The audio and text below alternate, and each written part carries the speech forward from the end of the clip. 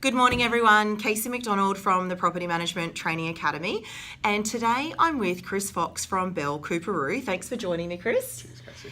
So I have the pleasure of working with Chris every month, and we do some coaching and focusing on his BDM growth targets and his goals here at Bell Cooperoo, and we've achieved some great success over the last 12 months. So I was hoping that Chris would certainly share his journey, not just of what both myself and Tara Bradbury have been doing with Chris, but where he started and what got him into the role of business development and where he is today and what's actually making his role very, very successful for him. So, Chris, please share with the audience today, who you are, who is Chris Fox, where have you come? I know that you've been an Olympian before, so you certainly have drive and passion in what you do, and it certainly shows in your BDM role. But please share who you are and what it is that you love about what you do. Yeah, certainly. So, Casey, I think, where I've come from, obviously that sporting background, at an elite level, I think it teaches you all the discipline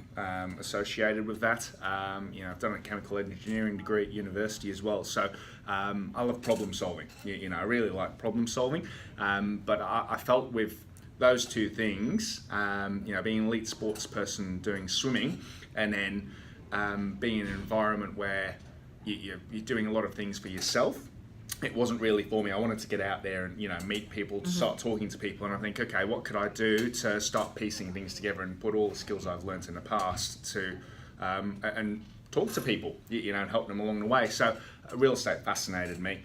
Started off as a property manager, became a senior property manager about 3-4 years ago now. It's when I finished my senior property management role, and then came and joined Bell Property Cooperoo as a business development manager, leasing consultant and senior property manager. So I did a bit of a hybrid at the start, and now I'm doing the BDM and leasing side of things. Yeah, great. And so when we first started, obviously working, with yourself and the team, we worked around different KPIs and goals, because I knew, and having understood your background, that I knew that, being a driven person, that in order for you to achieve the success, that you needed to know a path and where I was going. So, talk through what we implemented and why that was really important to you to get to where we've gotten to today. Yeah, absolutely. I think when you first both came and saw me, I was always about the risk and reward. I only saw a very short term thing. I think you remember, it was always, Chris, you got to nurture,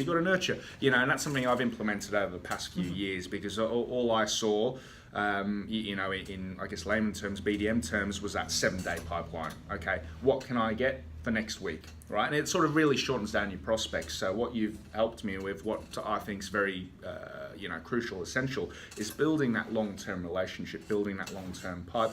Obviously, you've got to hunt. There's no doubt about it. You've got to hunt, going for the kill where possible, yes, right?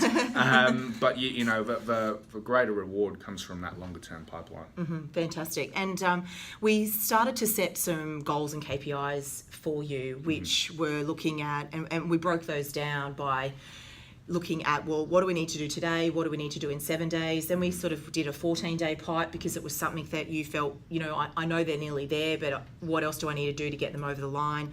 Yeah. And then we sort of looked at and broke it down through to the 90 days and kind of designed our little triangle of where we went to. So yes. I think we started off at, you're doing maybe sort of 5 to 10 new managements a month. And let's talk through what's been your biggest month and why. Yeah, certainly. So, biggest month signed Form 6 is 28. I thought I was pretty good in terms of what we had managements on, at the time. You hear people doing 30, 40s, but they do have a solid base to work from as well. That's awesome, in terms of workload. 28. So I think that was just accumulation of things in my pipeline, and it all happened in January as well. So a busier time of the year. In terms of portfolio size, we quite literally grew, I think about 15 to 18% from that month, which was awesome. But yeah, look, I think having a timeline, pipeline, but also being very strict with your time management as well, because I'd never experienced that sort of volume before. So it's always in my head to prospect, list, lease, right? So when I'm listing a property, I forget about my prospecting and leasing, right? And then when I'm leasing the property, I forget about all the other stuff. So you've got to be very strict with your time frames around that. Yeah, absolutely. And so with obviously doing that 28 in that month, as a part of that as well, though, you were still managing and overseeing the property managers. Yes. You were also then leasing as Yes. well. So in you signing that business, it wasn't just a straight BDM position. In Chris achieving those results, it was a combination and a hybrid across the three roles. So not everyone's able to certainly achieve that, but I think it certainly came down to the fact that we worked very closely on your time management and what the consistency of follow-up on his pipeline was, because certainly he was correct when I first met him. He definitely wasn't a nurturer. So that's really good. You know, super proud of what you've certainly achieved in the last 12 months. And I know that we've exceeded the expectations of our overall goals, and we're certainly on track to achieve where we want to be for our total portfolio size, certainly over the next 12 months. Talk me through now 3 key prospecting activities that you do, and whether or not you do them each month, but talk me through what are the 3 main things that you do and you focus on that get you results? Yeah, look, picking up the phone, that is the number one activity to start meeting people. You know, just getting out there. I think when I first started as well, in terms of nurturing, building up the database, you've got to get out there, networking, but being in front of people, not just being on the phone. Door knocking for BDMs, it's underutilized, I think. People think, oh, that's just a purely sales thing, but we are salespeople in a property management environment. So if you can't get their details, if you feel like post isn't going to be working and you want an instant result, I always think door knocking, if they're in your area, you know, 5-10 minutes away, I think that's a very feasible thing to do, and can be quite confronting to start off with. But then if you, the more you do it, the more you get comfortable with Absolutely. it, right? You know, yes, you'll get rejected, but you've got to find those the ways of overcoming. So picking up the phone, door knocking, and then obviously following the social media trends, getting on top of that. That's where your new wave of investors will be coming in. So that's something that I've really been kicking off with help to Tara. Yeah, absolutely. Thank you. So yeah, you know, I think what, you know, I've certainly taken away with my time spent with Chris is that he's continued to develop his skills, and he's more than willing to take on board, you know, feedback and share different ideas, and of course comes up with his own ideas around the best ways to certainly do things. So, you know, credit to you and your principals, John and Jonathan, in making the decision to invest in the role of a business development manager. It's really important that we have someone dedicated to do that role, because you yourself, Chris, know that if you were doing property management full time, you wouldn't be able to achieve the results you've been achieving. Right. So it certainly can hold you back.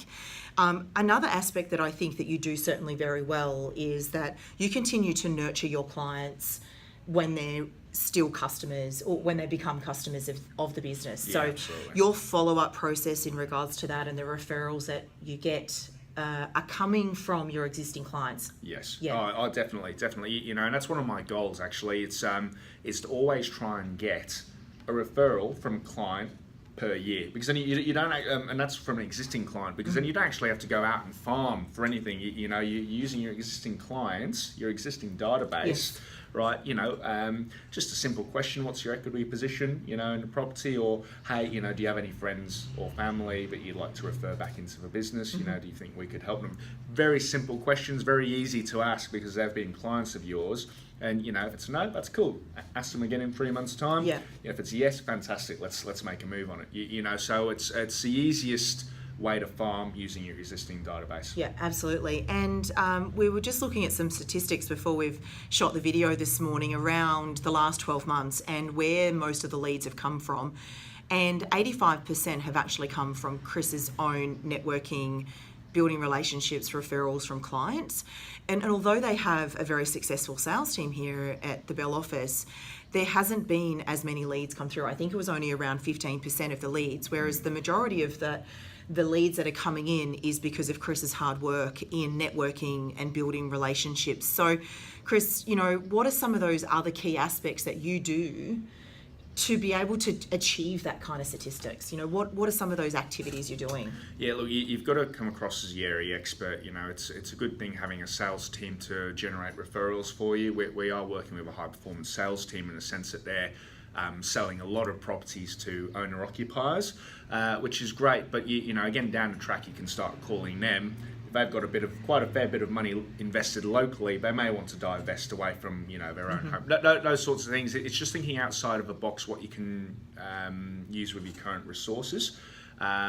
You really just have to build your own database of investors very, very quickly, and just get out and try and meet all of them at once. That is that hunting methodology. If you really nail that out in the first 12 months, you've pretty much built up. So in my area, you know, a lot of places turn over every 12 months. You've built up a pretty good database there of who you can work with. Yeah, absolutely. And tonight you're showcasing your first investor evening night. Yes. So talk me through that, how that's kind of come to fruition, and how the night's going to look. Yeah, certainly. So look, we're basically doing it for all our current clients, A+ investors, and people we want to bring onto our books, but they haven't made a jump yet. We've got a lot of self-managed clients coming along. You know, we don't want to scare them too much, but we are showing them a bit of how risky it can be to do all of that. You know, we just want to give back to our clients, add some extra value, put on a free evening to them.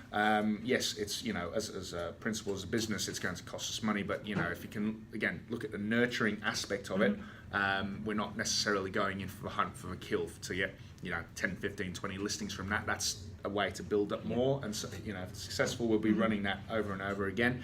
How it's going to look, hey, we're just going to have some fun with it, you know. It's going to be very informal in a sense that most investor evenings I've seen, you know, people are sitting in rows.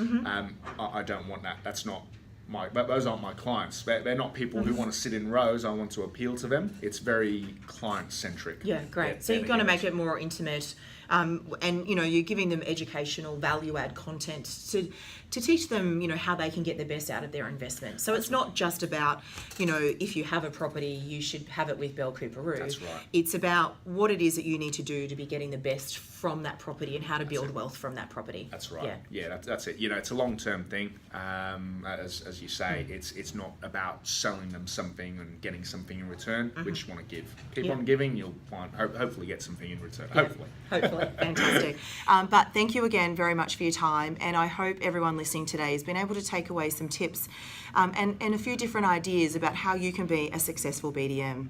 Thank you.